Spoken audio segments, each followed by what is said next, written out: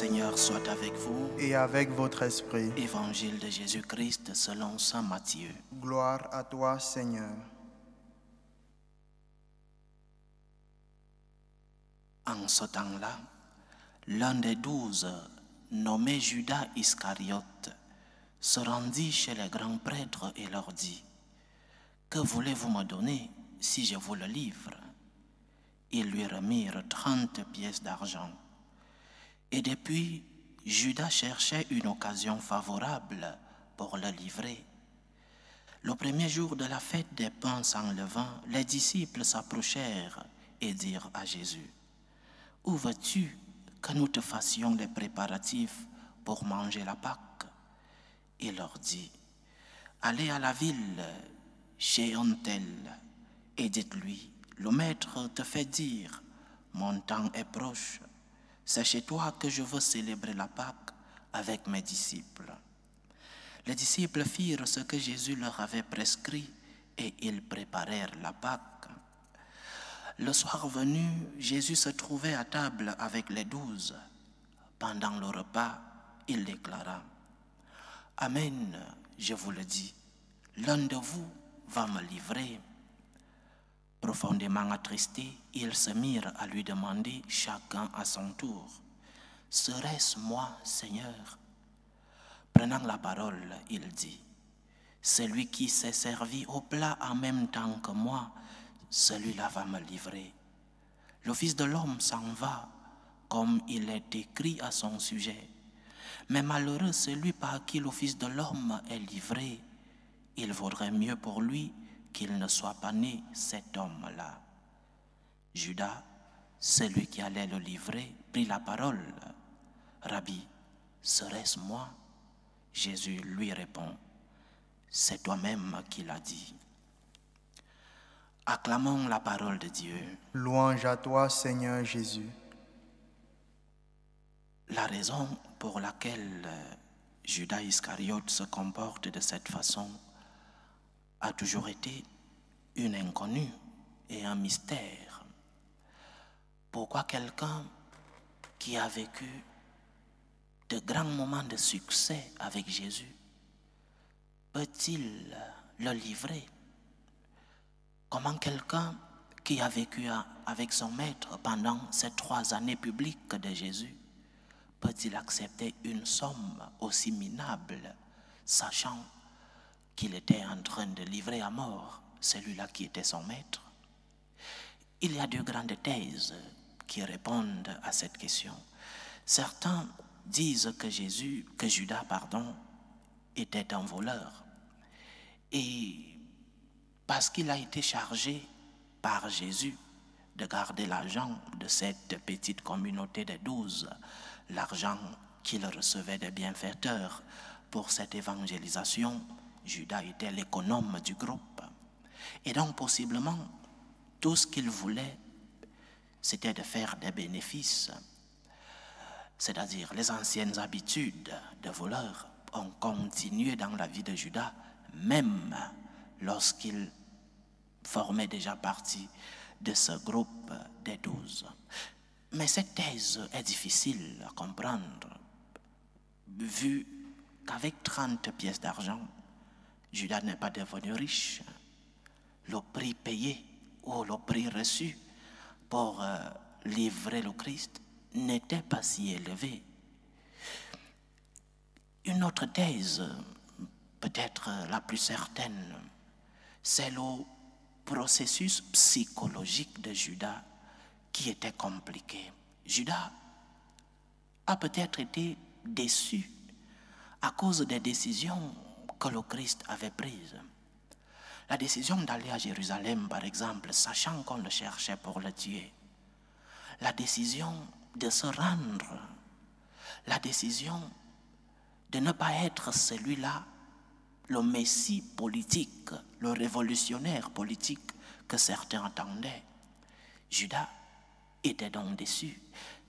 Les attentes de Judas ne s'accomplissaient pas. Le messie attendu par Judas n'était pas celui qu'il voyait en le Christ. Comme ses attentes ne s'accomplissaient donc pas, il était déçu par le Christ. D'une part, il attendait un Messie politique qui viendrait libérer le peuple d'Israël de l'esclavage romain. Mais d'autre part, comment celui qui nous a dit qu'il est Dieu peut-il accepter d'aller mourir comme un bandit? Mais Jésus n'était pas un libérateur politique, il n'était pas un révolutionnaire politique. Il n'était non plus ce Messie extraordinaire qui allait venir tomber du ciel. Il était un homme et il a accepté souffrir le martyre. Donc Judas est déçu. Mais la faute de la déception de Judas n'est pas de Jésus. La faute était de Judas qui attendait autre chose, une chose différente que ce que Jésus est venu faire dans le monde.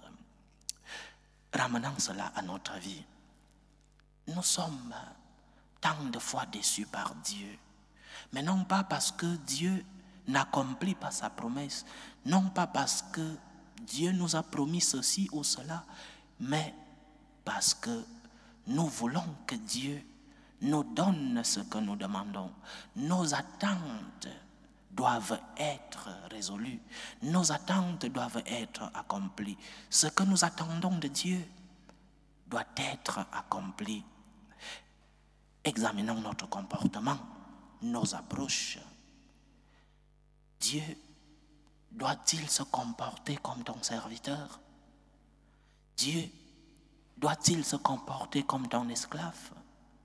Dieu doit-il entrer dans tes plans de vie? Dieu doit-il résoudre tous tes problèmes?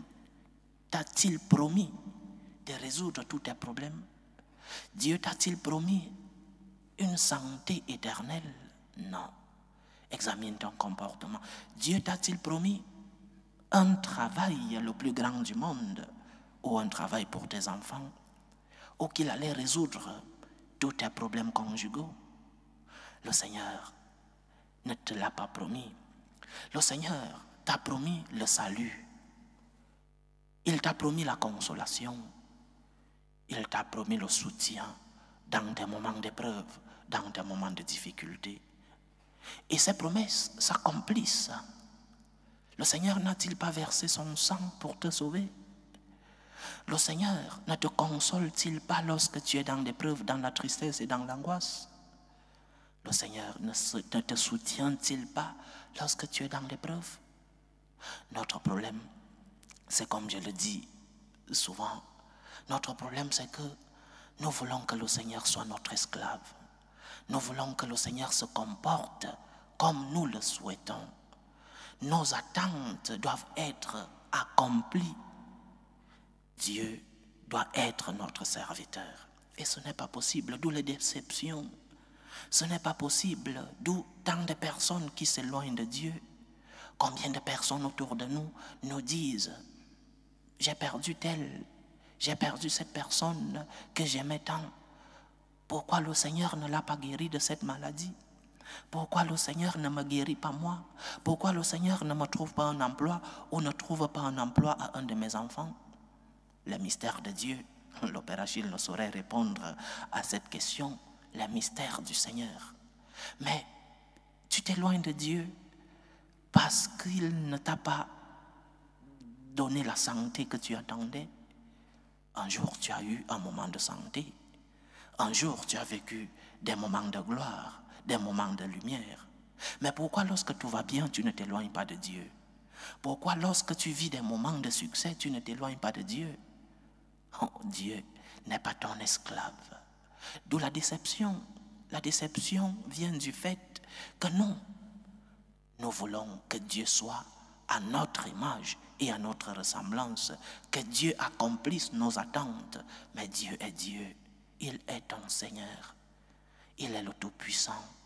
Il est celui-là qui n'agit pas selon tes caprices, mais selon ce qu'il est. Il est Dieu.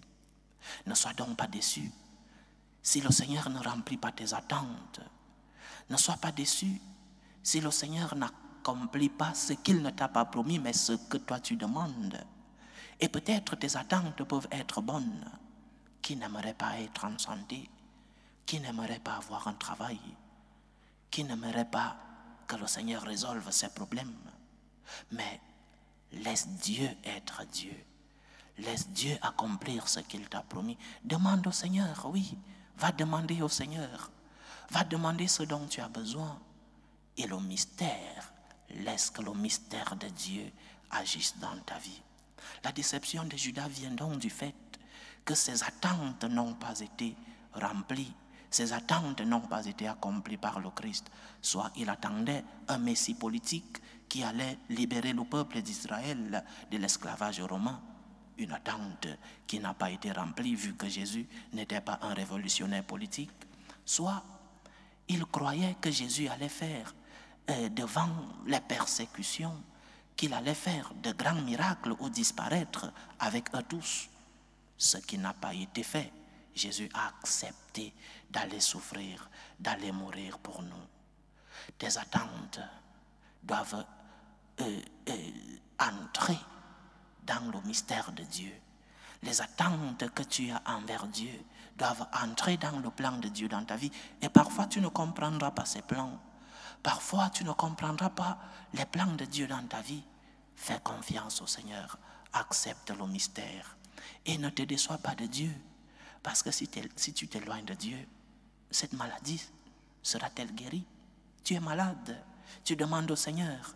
Et pendant que tu demandes, ou pendant que le Seigneur te met à l'épreuve, tu t'éloignes de lui. Seras-tu guéri de cette maladie? Trouveras-tu un travail parce que tu t'es éloigné de Dieu? Tes problèmes seront-ils résolus parce que tu t'es éloigné de Dieu? Non. Ce qui va se passer, c'est que non seulement tu continueras d'être malade, mais en plus tu resteras sans le réconfort que le Seigneur t'a promis. Donc, ne soyons pas déçus lorsque le Seigneur ne répond pas à nos supplications, à nos attentes. Ne soyons pas déçus, parce que parfois même le Seigneur prend son temps. Le Seigneur, parce qu'il est mystère, parfois prend son temps qui n'est pas le nôtre. Accepte le plan de Dieu, accepte le mystère du Seigneur. Ne sois pas comme Judas, n'entre pas dans la déception. Le Seigneur continue de t'accompagner, mais le Seigneur t'accompagne comme il est. Il est Dieu et il est mystère. Fais confiance à Dieu et tu verras comment il remplira ses promesses dans ta vie. Fais confiance en Dieu et tu verras comment il te donnera le réconfort, la consolation, le salut qu'il t'a promis. Que le Seigneur nous bénisse. Loué soit Jésus-Christ. À jamais.